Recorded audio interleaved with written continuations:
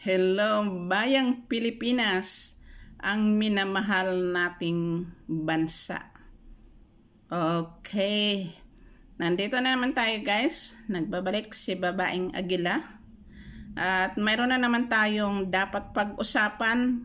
At kailangan naman talaga na tayo ay mag-ingay or magbigay tayo ng opinion or suggestion or comments. Dahil mayroon naman tayong freedom of speech. Okay, so bago tayo magpatuloy guys ay humihingi muna ako ng kaunting atensyon na kung pwede ay yung hindi pa nakasubscribe sa channel ni Babaeng Agila ay pakitosok naman guys para makaunlad din. Well, anyway. Sa ngayon guys, meron tayong dapat pag-usapan. Parte na naman ito sa ating politika, sa ating minamahal na bansa. Ang ating mga politiko, mga politician na masyado ng very eager, ang layo-layo pa ng eleksyon. Iyon na ang inaatupag nila ngayon. Dapat ang atupagin muna nila ay yung problema ng bayan. Paano ang mga taong nagugutom at hayan may gina-expectar na naman tayo ng mga calamity na darating. Ang unang-una ay sana ang bigas ay bumaba yun guys kasi paano na lang ang buhay ng ating mamamayan kung ang bigas ay tumataas ang presyo. Ano ba ang nangyari? Well, hindi tayo maka-rely doon sa mga promises noon ng ating mga candidates na pag manalo, ang unahin nila ay yung bigas, bumaba ang presyo. Pero baliktad pala guys, kasi lalong tumaas. Paano mabubuhay ang ating mga mamamayan? Ay kung ganun na ang presyo, alam naman natin na ikinabubuhay ng ating mamamayan ay bigas. Kung walang bigas, hindi mabubuhay. Di bale ang ulam basta may bigas, di ba? So ngayon guys, ito ay pauna natin na mga reaksyon dahil sa mga plano ngayon ng mga oposisyon. Hindi ko maintindihan, kakaupo lang nila, nag-isip na sila sa susunod na eleksyon. That is, ilang taon pa, matagal pa. Bakit yun ang inuuna? Imagine ngayon, ginaplanuhan nila na ipa-impeach yung Vice President na si Inday Sara Duterte. Gagamitin lang nila yung problema na yun sa secret fund para sa DepEd. Magkano lang yun guys? 125,000. Oh my goodness. Not even a million. Not yet. Pero ginagamit na nila yon para sirain si Sara Duterte. Ay baka mag-run na maging presidente ng Pilipinas sa darating na eleksyon. Kailangan ba yan na manira ka ng reputasyon ng tao para ikaw ay, kung mag-run ka, ikaw ay manalo?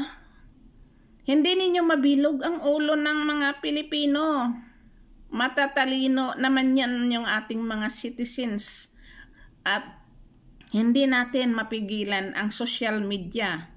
Hindi kagaya noong panahon ni late President Ferdinand Marcos Sr. na wala pang mga social media noon. Naniniwala lang ang tao sa news ng bunganga at yung mga bayaran. Kaya ngayon hindi na pwede yan. Lahat may gadgets na sa social media. Kaya kung ano man ang ginaplano ninyo nalalaman at nalalaman kasi lumalabas at nagalink sa labas. Kaya kung kayo nga mga negatibo ang utak at ang laman ng utak ninyo ay kung paano lang kayo makakorap, kailangan ninyo ang project para makakorap kayo. Huwag na ninyong ituloy yan. Dahil malalaman at malalaman ng ating mamamayan. Sa ginagawa ninyo na yan, na ipa-impeach ninyo si Sara Duterte, hindi enough ang dahilan, hindi enough ang case. Alam ninyo, kayo lang ang nagasira ng sarili ninyo dahil very eager na kayo na mag-run na pagka-presidente ng Pilipinas. Ano ang buhay ng Pilipinas kung kayo ang presidente? Alam na natin yan kung sino itong mga tao nga nagaplano. I am not quite sure kung na-file na nila ang case against Sara Duterte, but nasa plano nila. Si Sara Duterte, relax na relax ngayon. Alam ninyo dahil malinis ang puso niya. At sa totoo lang, dahil malinis ang puso na, 'di ba? Ang sabi niya, hindi niya bibigyan ng panahon yung mga isyu na yan dahil ang oras niya ay kailangan ihanda niya sa bayan at sa mamamayan. Marami siyang dapat pagtutukan muna. Hindi niya binibigyan ng pansin itong mga tao na ang mga utak nila ay nakasilid lang sa isang bote na hindi naga-expand. Kaya believe ako sa iyo, Sara Duterte, na hindi importanteng bagay hindi mo binibigyan ng importansya. Dahil mayroon kang hinaharap na mga important para sa bayan at sa mamamayan. Imagine, sino ba ang mga politiko nga nakaupo ngayon nga mag-announce na wala siyang oras na mag-entertain sa mga negative na yan? Ang panahon niya ay ginagugol niya para sa mamamayan. Ayan, nagsabi siya, kayong mga kababayan ay maghanda-handa na kayo at mag-ingat dahil may darating na naman na natural calamity sa ating bayan, sa ating bansa. Imagine, iyon ang kanyang naisip, nagbigay siya ng warning. Hindi naman ibig sabihin na warning na magpanik, kundi warning na maging alerto ang ating mamamayan. Hindi matutulog, kailangan maghanda na kayo. Diba? Mas maganda yung ganon, na mga positive things ang ginaisip niya at hindi yung mga negatibong bagay ang iniisip niya. Sino sa ating mga politiko ang nag-care sa mamamayan? Sino ang mga politiko nga nag-care sa bayan? Mostly sa aking observation at nakikita ko, nababasa ko dahil in every corner mayroong news, may nagabalita, may video, marami. Sino sa inyo ang nag-iisip kung paano ang bansa na masave sa mga calamity or sa mga problema? Maraming taong nagugutom, maraming tao na may sakit, nangangailangan ng tulong. Iyon ang ginaisip ni Sara Duterte. Busy siya. Ang kanyang yung DepEd, maraming problema. Sa mga eskwelahan, sa mga maestra na matino at sa mga maestrang pasaway. Ayun, mayroong matino, mayroong pasaway, mayroong mayabang, at mayroong mapagkumbaba na mga maestra or maestro. Hindi ko nila lahat na sila ay mga negatibo. Mayroong mabait at mayroong hindi. Mostly na lang naman ay yung mga teacher natin ay kulang din sa civilization. Influensya, yun ang kulang sa kanila. But I am sure now, kasi sa mga new generation ay nag-educate na rin sila outside, not only inside or inside the school. They have to adapt also the new civilization. Diba? Okay. Nasa social life na sila, nakakaisip na sila anong karapatan ng bata at ano ang karapatan ng mamamayan. So, okay, yung ibang mga new teachers na yon, mga young generation, sa aking observation, they care about the life of other people or the life of the children or the life of the parents. Okay. But, balik tayo dito sa point na pinag-usapan natin dito sa mga politiko. Iyon na lang ba ang naisip ninyo na manira kayo sa reputasyon ng kapwa ninyo politiko? Kagaya niyan sa ating agriculture. Ano na ang nangyari, Mr. President Marcos? Yung promesa nating rice na mag 25 pesos or 20 pesos. Nasaan yun? Ano ngayon? Alam namin na ang bansa natin ay maraming problema. Maging sa mga normal citizen, sa ating mga official, I think they are doing something different behind the back of the president. Lahat tayong mga citizen, matiyag tayo kung ano ang ginagawa ng ating mga government official. Ang ating mga kapulisan na abusador, nang aabuso sila sa asawa, sa kasambahay, sa kapwa nila, dahil sila ay may power. Ano ang karapatan ng mga pulis, mga foolishness na manakit o mga abuso sa kapwa nila? Asawa mo, kapwa mo yun. Saktan mo, kinakastigo mo, ginagamitan mo ng power mo, tinatakot mo dahil pulis ka. Iyon ang hindi natin ma-accept na mga mamamayan. Ang bansa natin shaking, tagilid. Dahil maraming bansa ang interesado at alam na natin kung anong bansa ang lumalapit or pinakamalapit na gusto ninyang angkinin ang bansa natin. Ngayon, tatraidorin pa ninyo ang ating mga politiko o politician na gumagawa ng maayos, lumalaban, tumutulong sa mamamayan. Aatakihin ninyo na mga mamamayan. Kung ganun na lang ang ginagawa ninyo, atak kayo ng atak sa ating mga government na matitino naman. Ano ang magiging future ng bansa natin?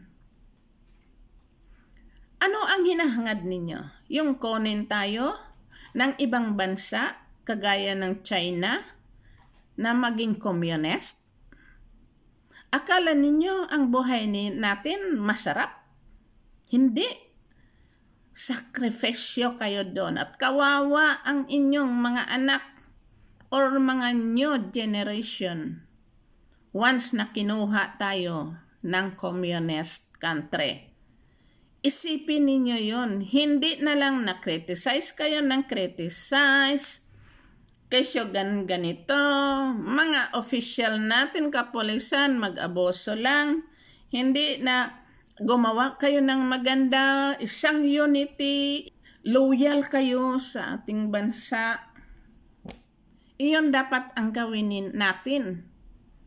Sa inyong mga kapulisan, sa inyong mga higher official na mga kapulisan, hindi foolishness ang gagawin ninyo, yung matino na trabaho. Ano ang mangyayari ng Pilipinas? Kung sa social media, gustong pahiyain, gustong patalsikin, sino ang papalit na matino? Walang matino. Kung mayroon man tayong matino ngayon, ginatraidor ninyo. Sino ang kasakripisyo? Tayo rin. Sino ang mawalan? Tayo rin. Ang bansa natin tagilid na. Hindi ninyo alam. Tagilid na ang bansa natin. Once na ginira tayo, diyan ninyo maranasan na wala na kayong makain. Kung ayaw ninyo na mangyari ang bansa natin kagaya sa bansa na yan na ngayon na ginigira, makikooperate kayo, mag-unite kayo, lalo na kayong mga politician. Huwag na kayong magtraidor sa kapwa ninyo. Dahil hindi ang kapwa ninyo ang ginatraidor ninyo. Ang sarili mismo ninyo ang ginatraidor ninyo. Ang bansa ninyo ang ginatraidor ninyo. Bansa natin yun. Hindi ba ninyo yun naisip? Naawa kami. Marami kaming naawa kung mangyari man yun sa bansa natin. Ang kawawa ang mga inosenteng bata. Ano ang mailaban ninyo? Mag-asa lang tayo sa tulong ng ibang bansa? No. Kailangan ang unity, honesty. Kailangan mayroon tayong sympathy para mag-unite. Mag-develop ng positive para bawat isa may trust. Ayan, tingnan ninyo sa Senado. Sa kanilang tinatawag na secret meeting. Dahil dyan sa secret fund na yan. Lumabas, may nag-link, may isang senador o dalawa na nagpalabas. Sekreto yun. Sinumpaan ninyo yon na isekret ninyo pero pinalabas ninyo. Dapat yung mga traidor na yan ay hindi dapat yan sa ganong klaseng posisyon. Yung mga politisyan na naging senador, wala naman palang kakayahan na humawak ng posisyon pero nagrana pa ka senador, nag-take advantage sa kanyang popularity. Kay Sir Padilla, Robin Padilla, tingnan ninyo, ay ginamit niya ang kanyang popularity. At tayo naman ng mga mamamayan, nagpadala din tayo sa ating feeling, masaya tayo sa kanya, kasi ganito ganon, but hindi natin iniisip ang future ng bansa natin. Ang magawa ng mga politiko sa bansa natin, iyon dapat ang iniisip natin. Hindi na sa mga artista, gagastusan ninyo ng pera, manood. Pero ang happiness ninyo is only 30 minutes, 1 hour. Sino ang masarap kumain? Sila. Kayo, nagadildil ng asin. Hindi kayo wise. Alam nyo, dito sa ibang bansa, walang nanonood sa sinihan. Kung gusto nilang manood, dyan sa libre. Maraming libre dyan sa YouTube. Sabi nila, bakit ako magastos ng ganon? Ay meron namang libre. Dapat sana tayong mga Pinoy ganon din. At yung ginagastos natin na yan ay gamitin na lang natin sa ating pamumuhay. Okay guys, so I hope na ito namang na pinag-usapan natin na ito ay para naman, mayroon naman na sana ma-open kayo. Na mayroon bukas sa damdamin niyo at sa puso ninyo. Nasa sa inyo yun guys. Sa inyo yun. Sa atin. Kung ang ginahangad natin ay kabutihan sa ating bansa, please open your mind, your heart, your eyes. Na maging fair tayo sa bawat isa. Isipin natin ang future ng bansa natin. Yung mga corrupt dyan, hindi naman kayo nag-enjoy. Alam nyo, ang kinurap ninyong pera, kulang pa yan nyo ibayad sa hospital pag kayo ay magkasakit. At hindi naman madagdagan ang buhay ninyo. Pag kayo ay nagkasakit, di madagdagan ng buhay ninyo ng dahil sa pera. Kahit anong gawin ng doktor o gamot. Kung talagang uukor sa inyo yun dahil hiram lang ninyo ang buhay ninyo. pero hindi ninyo ginalinis ang buhay ninyo, hiram lang yon. Kaya, igastos lang ninyo sa wala rin. Dapat, iyon ay isipin ninyo na pag ang pira ay galing sa masama, mawawala lang yan na wala ding alam kayo kung paano nawala. Kasi masama naman ang pinanggalingan. Mas maganda na ang inyong pira kahit kaunti lang ay satisfied kayo, happy kayo. Happy ba kayo kung nilokohan lang ninyo sa inyong project o kinurap ng ninyo dyan sa mga fund ng government? Pera ng bayan yan, hindi yan pera ninyo. Hindi ninyo pinagtrabahuhan ng husto. Kung pinagtrabahuhan ninyo ng husto yan, ma-feel ninyo, masasarapan kayo pag kumain kayo. So I hope na iyon ay magising tayo. At itong ating pinag-usapan ay may mga karugtong pa yan. Huwag na ninyong ituloy yung mga impeachment ninyo na yan. Ang gawin ninyo yung maganda. Good reputation na lang ang gawin ninyo. Ang buhay sa mundo ay maiksi. Okay? So, sana ay ma-open mind tayo. May makuha tayo kahit katiting lang na may nagapabukas ng isipan natin. Okay? So, maraming salamat sa inyong lahat, guys. And sa ating mga kababayan, sa mga kaibigan natin dyan, at mostly sa ating government. Okay, mabuhay ka, Pilipinas. Salot ako sa ating bansa. Bye!